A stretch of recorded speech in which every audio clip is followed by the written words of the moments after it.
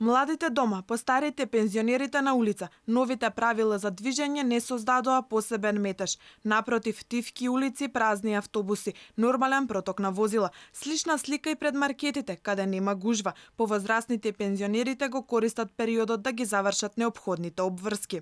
Да. Знам дека до 11 не смеам после, више до Сабајле за 5. Ја почитувам.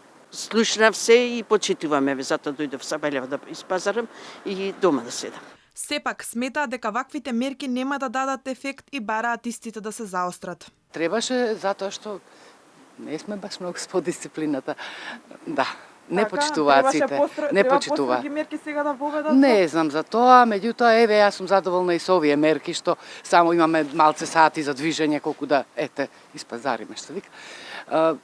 Нема баш многу дисциплина. Требаше порано, да. А треба ли сега во овој момент да воведат уште построги мерки за да го зголемат полицискиот час за сите лица? Па треба, да. Па од 21 треба да е порано, бар од 17, 18 часот. Па има движење. Има движење преку ден. Џабе ноќе кога нема никој.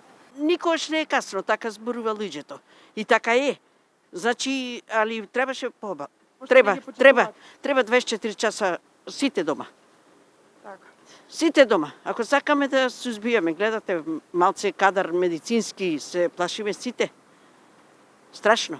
Инаку, новите ограничувања на движење се скратуваат за 1 час, односно наместо до 6 ќе трае до 5 часот наутро. Владата го забрани движењето на лица кои имаат над 67 години. Тие ќе мораат да останат во своите домови од 11 часот предпладне до 5 часот наутро. Се ограничува и движењето на младите до 18 години. За нив забраната ќе почнува во 21 часот и ќе трае до 12 часот наредниот ден.